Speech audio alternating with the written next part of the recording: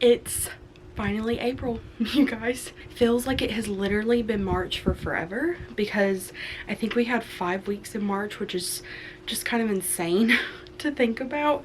But we are about to get into what I have planned to read in April.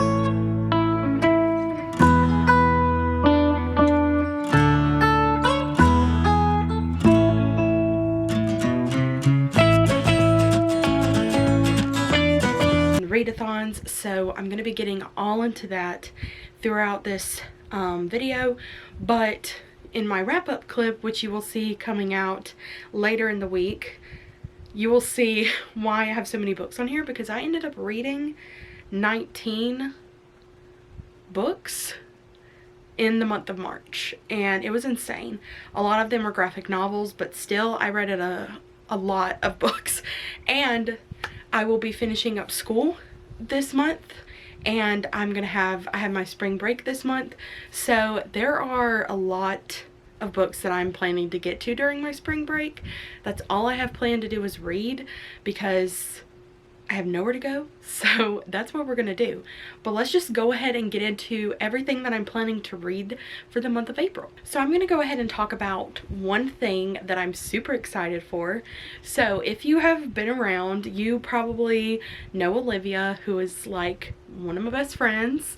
Love her, and I'm always around her most of the time.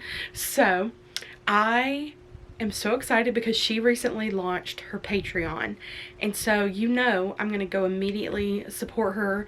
Thankfully I can, and I'm really happy to be able to just support her creative journey and see where she takes it, and just be a part of all the fun things that she has planned for her patrons. So one of the things about being one of Olivia's patrons is that she has a tier where you can be part of a book club, which is called the Tea Time Society.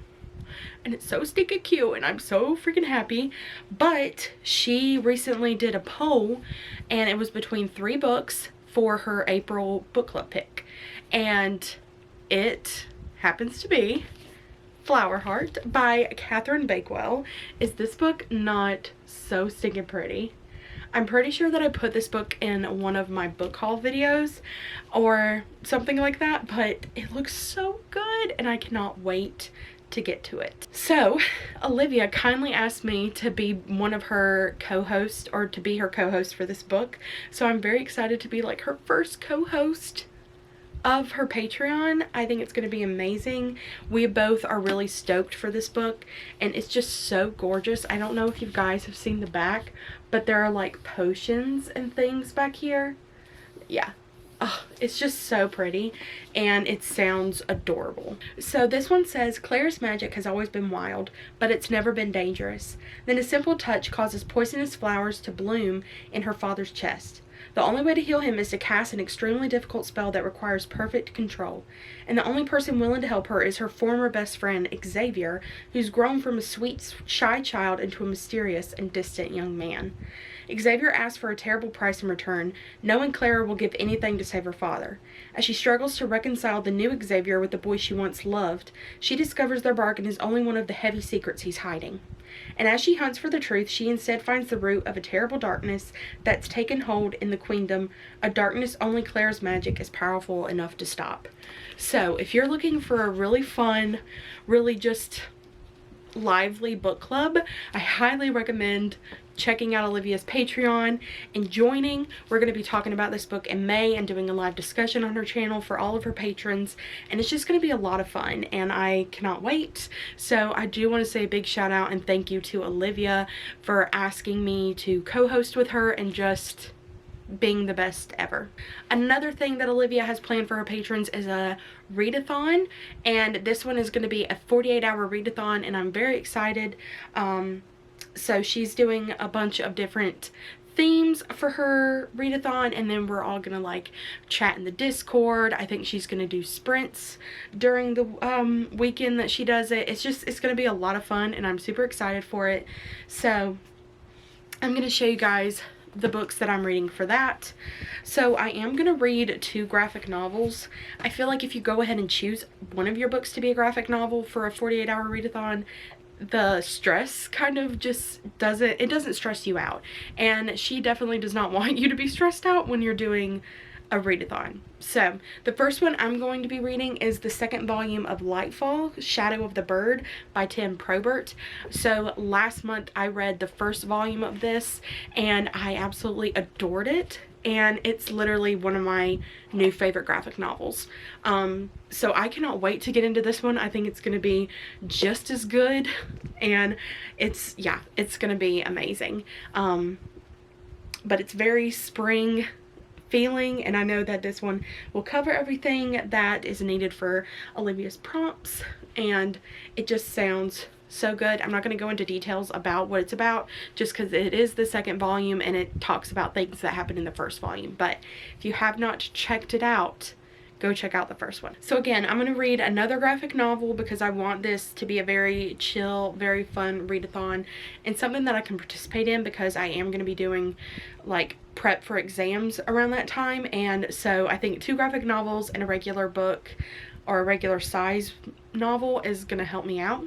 So the next one I'm going to be reading is Enola Holmes, the graphic novel by Serena Blasco. This is just so pretty. So cute, and the illustrations in it are literally like gorgeous.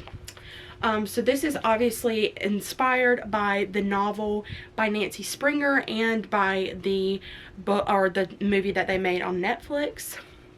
So if you know anything about those two, you probably already know what this is about. But it says, step aside, Sherlock. The famous detective's strong-willed younger sister takes center stage in this vibrant graphic novel based on Nancy Springer's best-selling mystery series. 14-year-old Enola Holmes wakes up on her birthday to discover that her mother has disappeared from the family's country manor, leaving only a collection of flowers and a coded message book.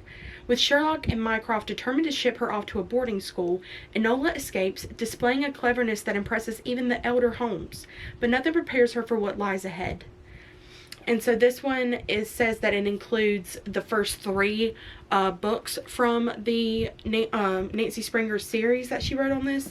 So I'm assuming that there's going to be another one, but I really loved Enola Holmes. It's probably one of my favorite Netflix movies that they have made, and I just can't wait to get into this. I think, again, it's going to give me all the spring vibes and all the cute little mystery vibes that I am wanting this month. And the last one that I'm going to be reading for her readathon is Thank You for Listening by Julia Whelan.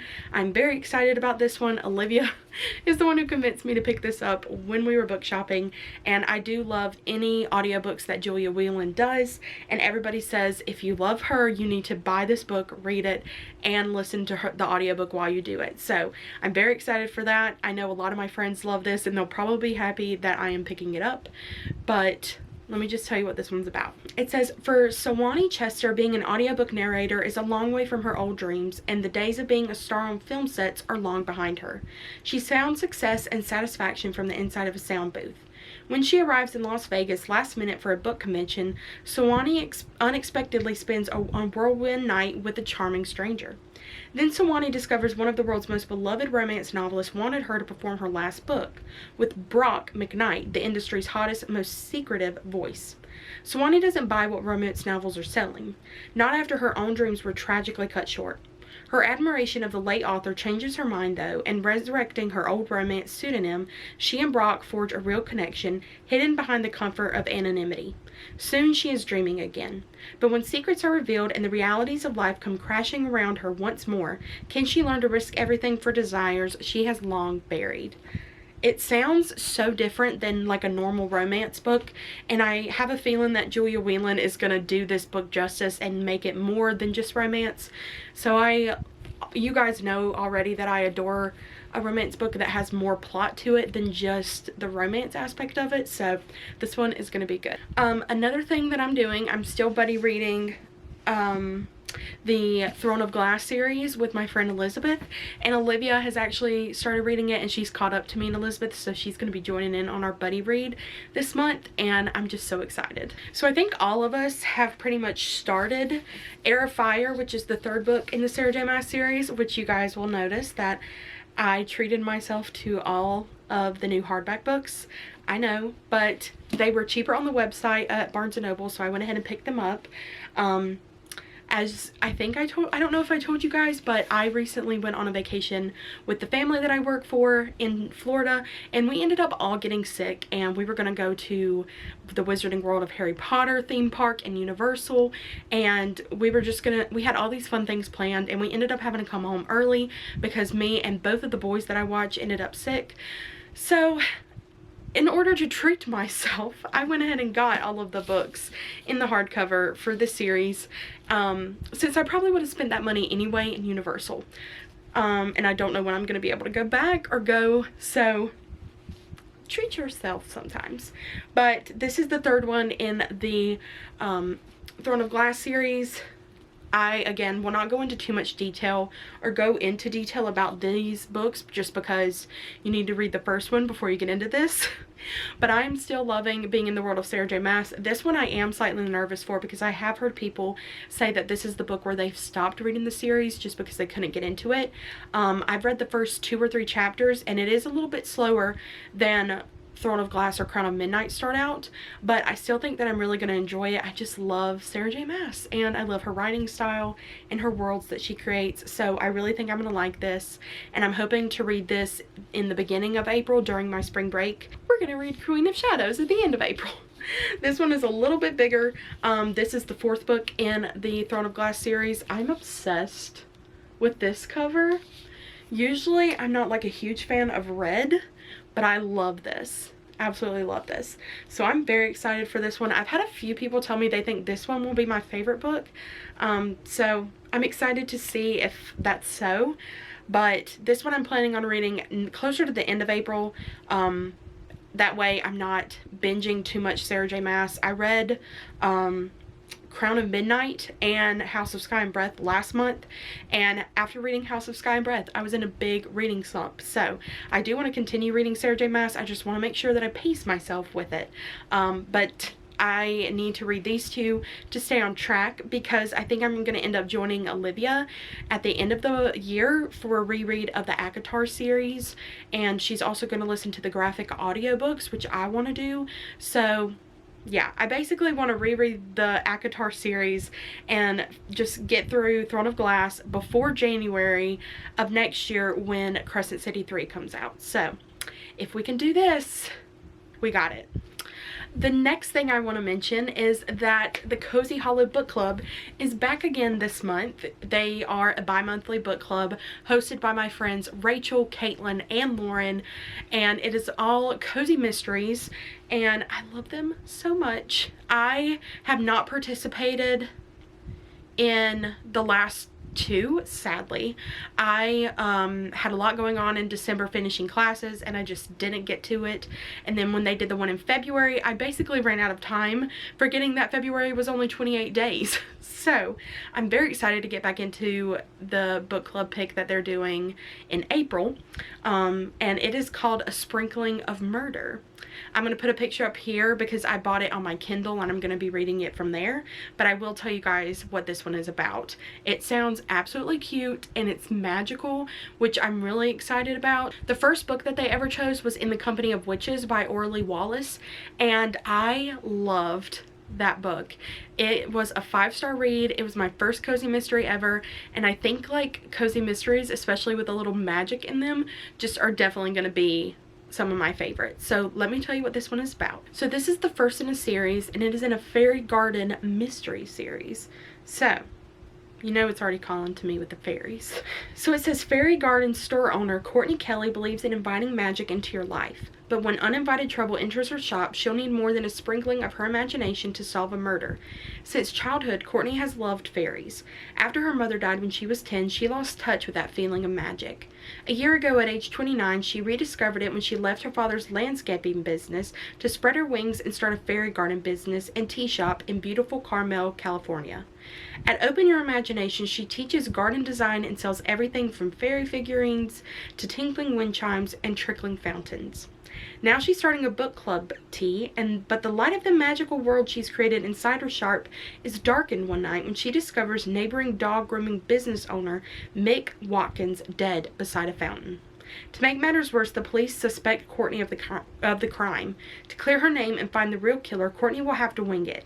But she's about to get a little help from an unexpected new friend. So that one just looks absolutely adorable, and I just have a good feeling about it. So the next one that I'm going to be reading, I'm reading as part of the Sleep When I'm Dead book club pick that Jessie over at Reading with Jess has chosen for her book club, and it is The Writing Retreat by Julia Bartz. This is their April book club pick, and this is one of my most anticipated reads of the year, so that's why I'm joining in on this one. I tend to overexert myself with book club, so sometimes I don't get to everybody's book club, but I'm very excited about this one, and I can't wait to see her discuss it and just talk about it. You know, Jess loves a good mystery book, so I'm excited to hear her thoughts on this and to read it myself. So it says, Alex has all but given up on her dreams of becoming a published author when she receives a once-in-a-lifetime opportunity. Attend an exclusive month-long writing retreat at the estate of feminist horror writer Rosa Vallo. Even the knowledge that Ren, her former best friend and current rival, is attending doesn't dampen her excitement. But when the attendees arrive, Rosa drops a bombshell. They must all complete an entire novel from scratch during the next month, and the author of the best one will receive a life-changing 7-figure publishing deal. Determined to win this seemingly impossible contest, Alex buckles down and tries to ignore the strange happenings at the estate, including Rosa's erratic behavior, Ren's cruel mind games, and the alleged haunting of the mansion itself. But when one of the writers vanishes during a snowstorm, Alex realizes that something very sinister is afoot. When the clock running out, she must discover the truth or suffer the same fate. Ooh, I'm so excited about this. My friend Elizabeth over at Ponytails and Paperbacks recently read this one and gave it 4 stars, and I believe she was like really telling me that I needed to read it. She thinks that I'm going to like it. I think there were a little bit weird parts that she wasn't expecting that came out of it, but I'm very excited to get to this. It's also a pretty short thriller, and just the fact that it says it's like gothic, and it says it's claustrophobic, the dark side of relationships, it just sounds right up my alley. So this one I'm highly excited to get to. The next book picks that I have are from my friend Rachel over at Happy Go Lovely Sleeves and Happy Go Lovely Reads on YouTube. Is part of her readathon that she's doing in April to celebrate her birthday, and it is called Flowerheart, which I will put up things here, but you can go check out her Instagram if you want more in-depth details about it. But it's going to be happening April 7th through the 9th. She's also going to be doing reading sprints all day on April 7th, and I will be joining her at some point on there.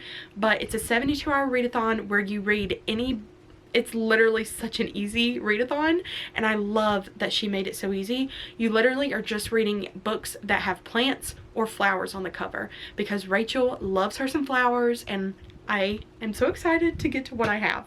So I really wanted to pick some backlist books this month because I have been focusing so much on buying books and reading them right away, which I'm glad that I have. Like the books that have been coming out, I've really wanted to read, and I've gotten to read them. But there are some backlist books that have been on my shelves for years, and it's time that I get to them or I'm unhauling them. And I'm kind of at that point now where I'm like, okay, we're picking out the books that I've said I'm excited for years, but I haven't read them yet, and that makes no sense. So the first one that I'm starting out with is Sorrowland by River Solomon. This book is supposed to be creepy, eerie, and just kind of like what is reality versus what is not real. And the cover alone just like pulls you in. I feel like, look how gorgeous the flowers are. So this one says, Vern, 7 months pregnant and desperate to escape the strict religious compound where she was raised, flees for the shelter of the woods. There she gives birth to twins and plans to raise them far away from the influence of the outside world. But even in the forest, Vern is a hunted woman. Forced to fight back against the community that refuses to let her go, she unleashes incredible brutality far beyond what a person should be capable of, her body racked by inexplicable and uncanny changes. To understand her metamorphosis and to protect her small family, Vern has to face the past and, more troubling,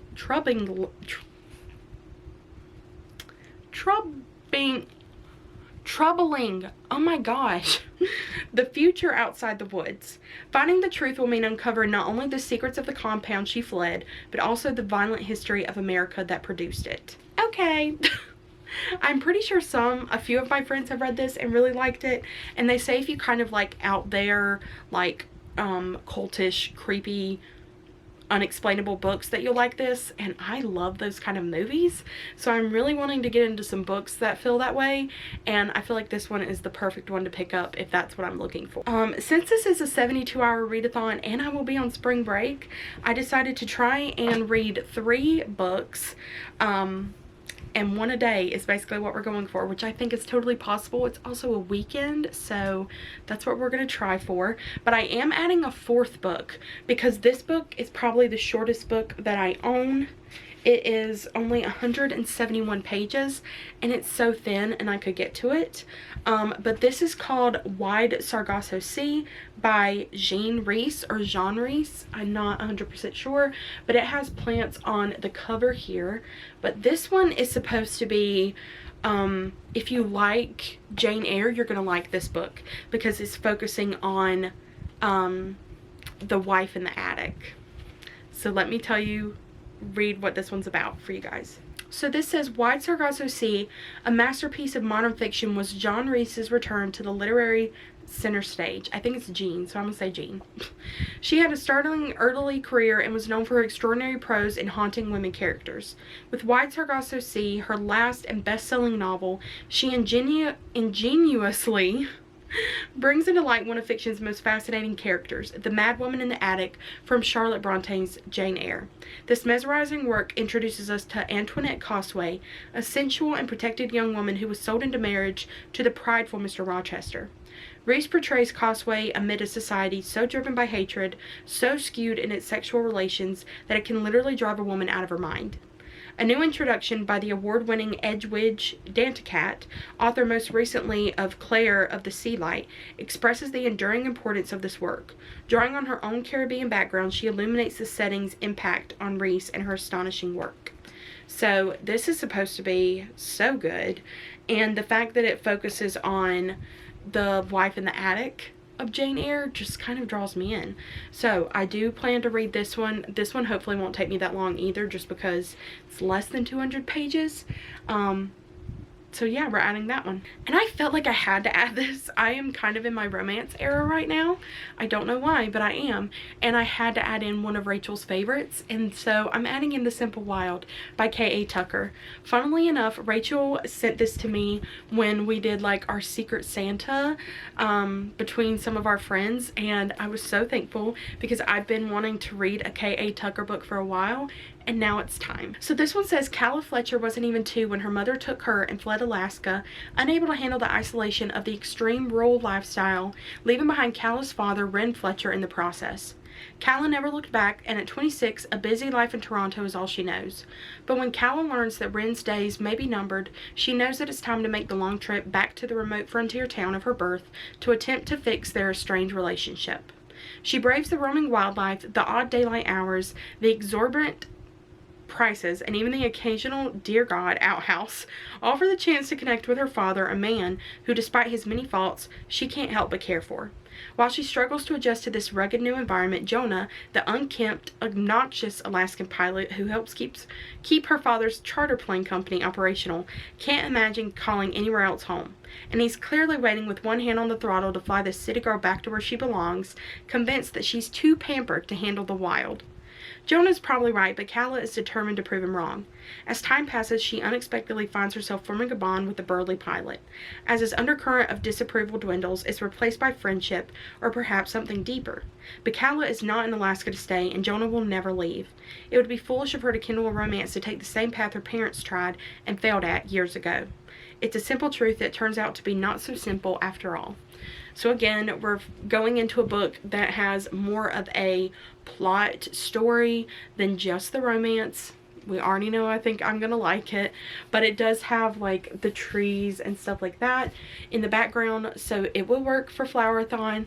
And I really love that it takes place in Alaska, because that is one of the states in America that I wish I could travel to, or if I could live in, that's where I would go to live. So, And the last book that I'm reading for Flowerthon is called Sugaring Off by Gillian French. I'm very excited about this one. Again, this may be one of my favorite covers. I absolutely adore it. I think it's gorgeous. This one says, Al has always been her freest self in the mountains, tracking, hiking, and exploring the steep forested acres of her aunt and uncle's maple sugar farm. They never speak of the childhood tragedy that left her partially deaf and sent her father to jail. All Al wants to do is stay safe at the farm, her favorite place in the world, her refuge from those who would treat her differently. Al's sheltered existence is blown wide open by Cody, the magnetic, dangerous young man hired to help with the season's sugaring off.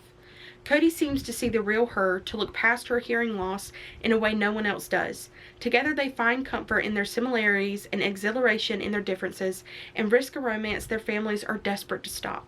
But then Al hears her father will be released from prison, and a seemingly motiveless murder shakes the foundations of her small town.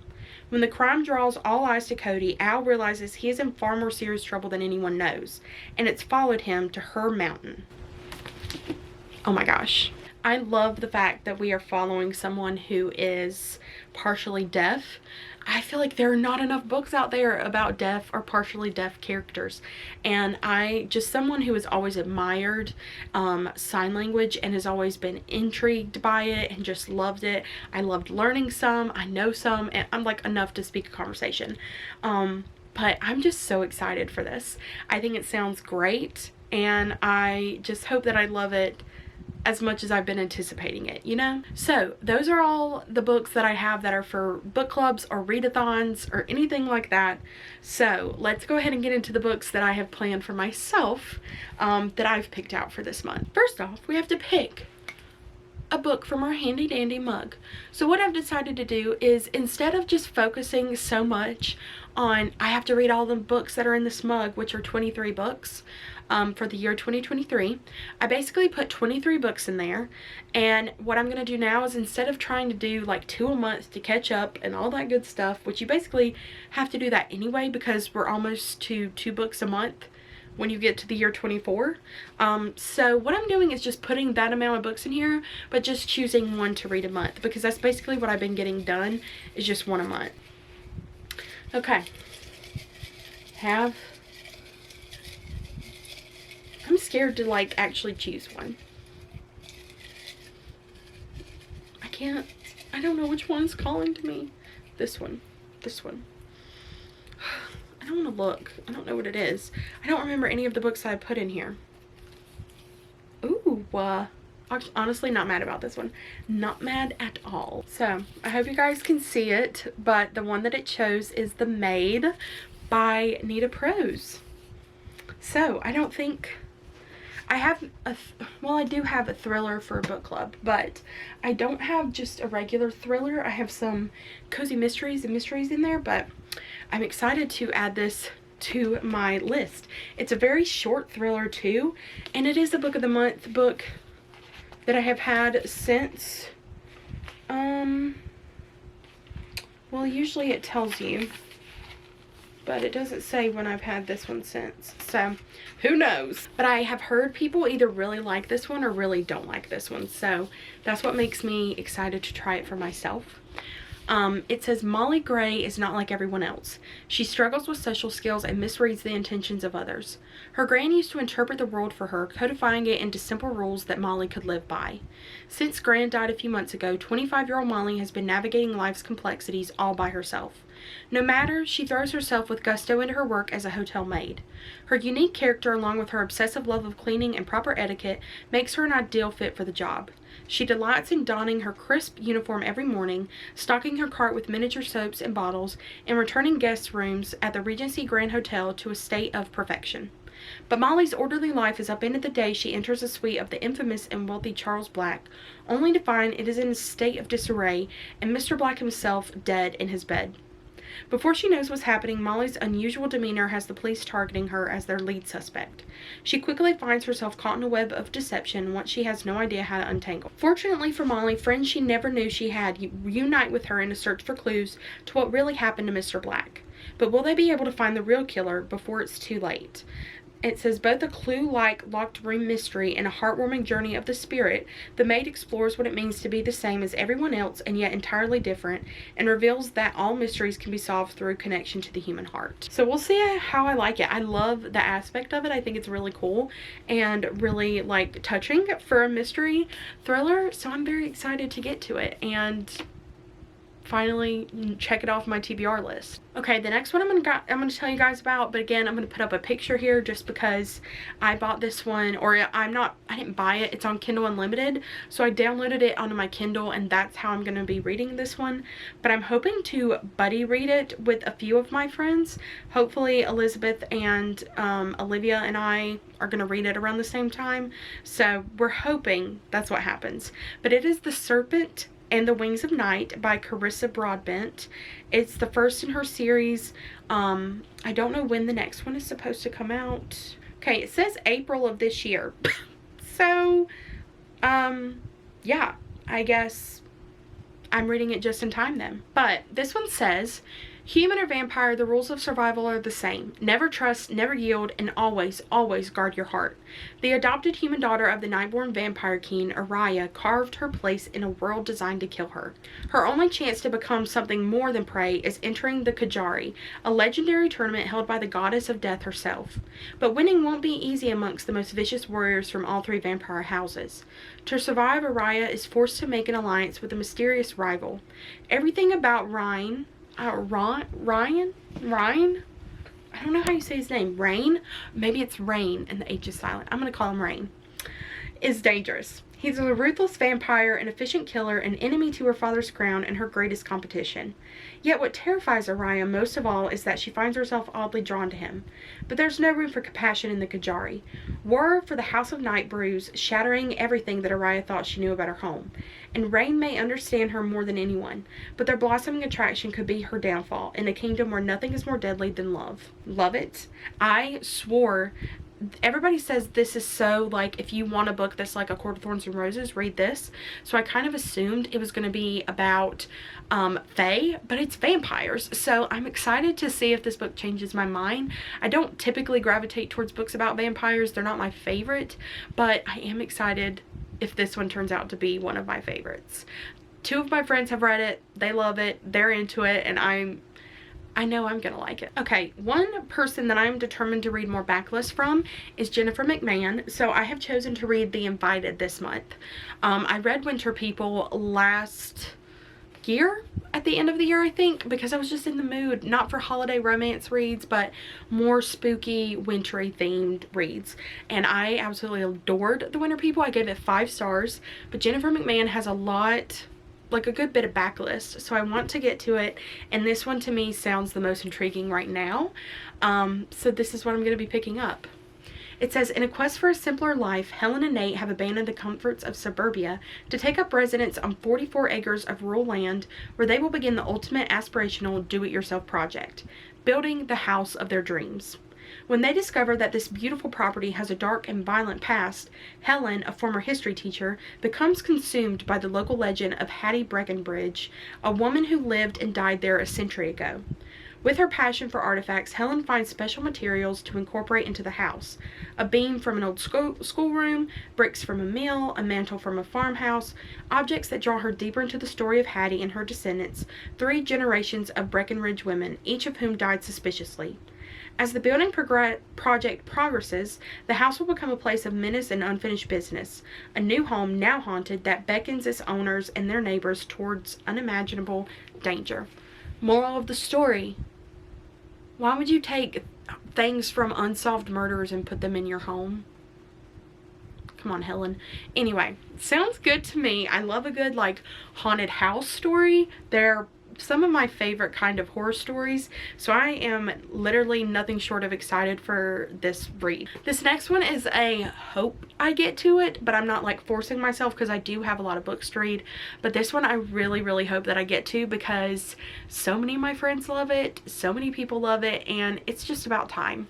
And it is Shady Hollow by Juneau Black.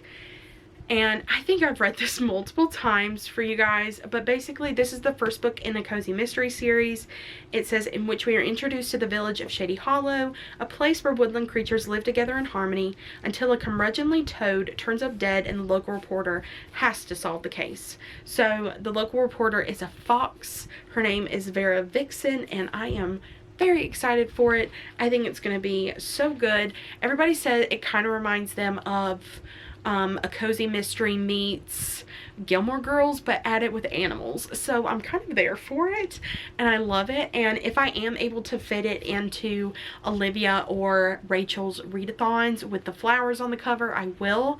But this is definitely going to be I try to get to it in April as much as possible. I am also wanting to read a good bit of manga, a few manga that I just have had sitting on my shelves.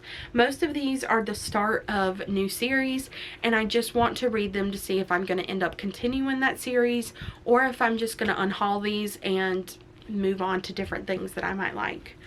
The first one I know I'm going to like, and it is the first volume of Orange, and it's the complete collection, and I just haven't got to it yet, but it's so massive, and I think that's what intimidates me, but I think it's going to be really, really good, and I'm just excited to get to it.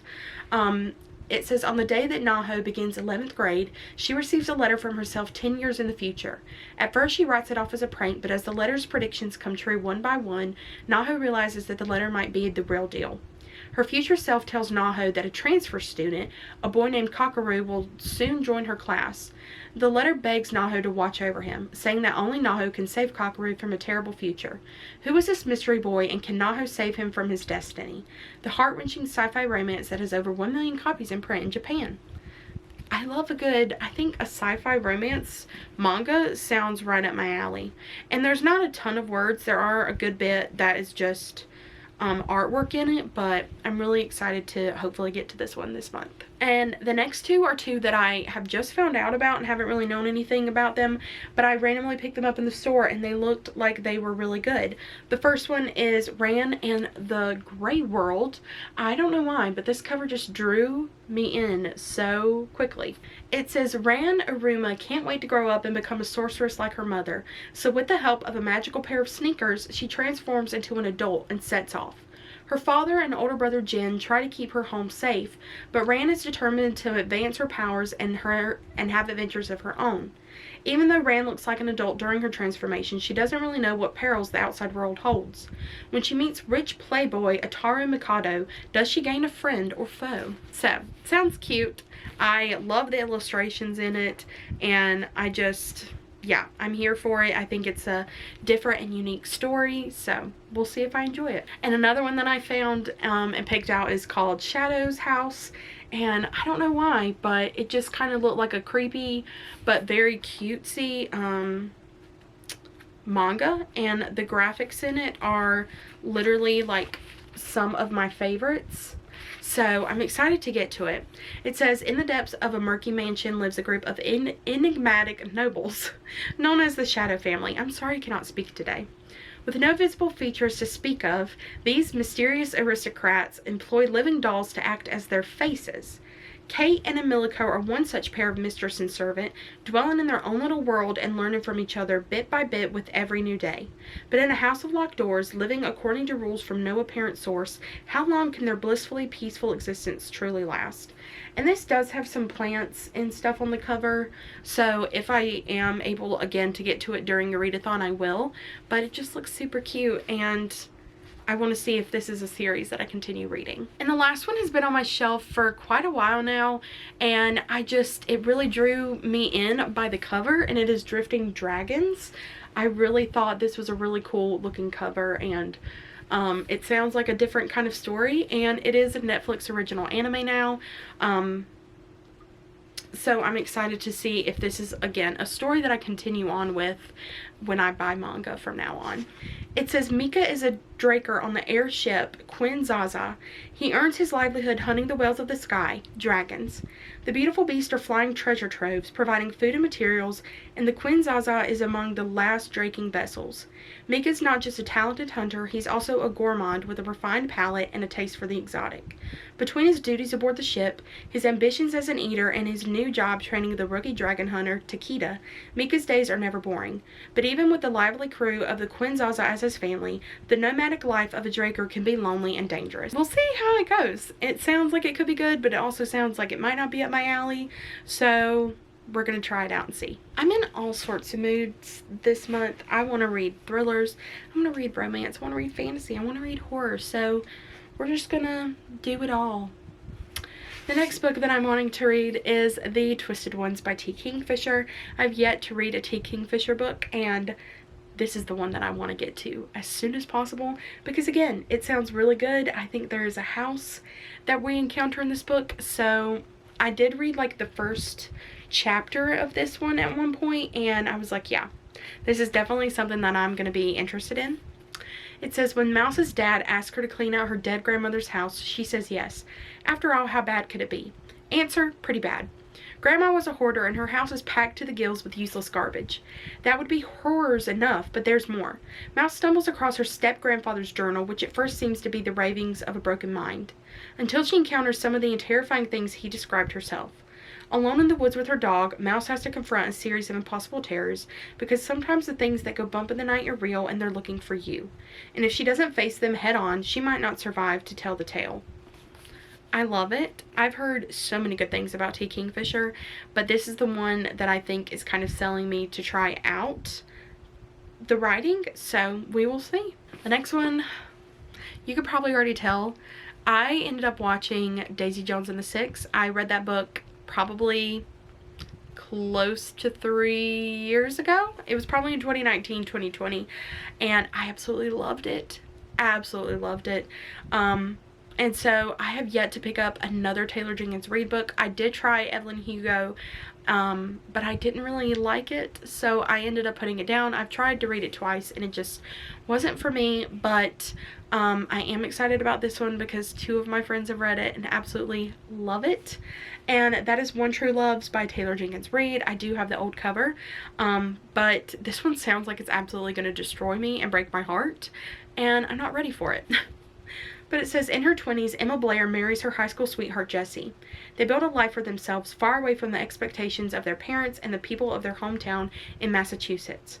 They travel the world together. Emma is a freelance writer, Jesse as a production assistant on nature documentaries, living life to the fullest and seizing every opportunity for adventure.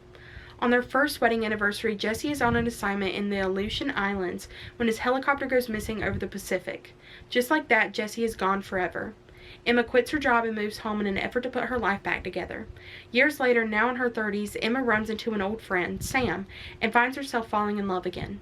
When Emma and Sam get engaged, it feels like Emma's second chance at happiness. That is, until Jesse is found. He's alive and he's been trying to come home to her all these years. Emma now has a husband and a fiancé, but who is her one true love? And what does it even mean to love truly? Emma knows she has to listen to her heart. She's just not sure what it's saying. Mind freaking blown. I am excited, but again, very nervous, very scared to read this book, but I do think that it's going to be worth it and it's just going to be so good. And the last book that I'm going to be getting to, you guys are probably like, finally, in April, is The Ballad of Never After by Stephanie Gerber. This is the book that is after Once Upon a Broken Heart, and it's just, I loved Once Upon a Broken Heart, even if it did deal with a character from the Caraval series that I don't particularly like. I didn't like him in those books, but I do enjoy his character in these, and I'm just super excited to continue on with his story and Evangeline's story. I think it's going to be so good. I, again, am not going to tell you guys what this one is about because you really need to read the first one to understand what's going on in here. And I have been getting a lot of questions about if you need to read the Caraval series to understand this. I am telling you guys right now, you do not. You can read this series without having read Caraval and still perfectly follow and understand it. It's just that in Caraval, not in Caraval the book specifically, but in that series, more in Legendary, you get to find out more about who Jax is, and you get his background, and just I think you get different feelings from both books, and it's kind of cool to see him and how he was in that series compared to this series. So I recommend that you read Caraval beforehand, but if you've tried it and it's not for you, definitely go into this series and give Stephanie Gerber another try, because she's just one of my favorite authors of all time. So those are all the books that I'm reading this month. I think we're at like 22, 23 books. So it's a lot. I may be going overboard thinking that, you know, like I have spring break, but spring break is just a week. So we will see what actually happens. But I'm very excited to get into these reads. I think they're going to be so much fun. And yeah, you'll have to let me know if you've heard anything about any of these books, or if you've read them, what your feelings were on them. Let me know that in the comments below. Also, let me know down in the comments what you were most excited to read in April, what you've picked out for your TBR, anything like that, and we can share our thoughts together. But thank you guys so much for staying in for this long to see all of these books and listen to me ramble, and I appreciate you all so much, and I will see you guys in my next video.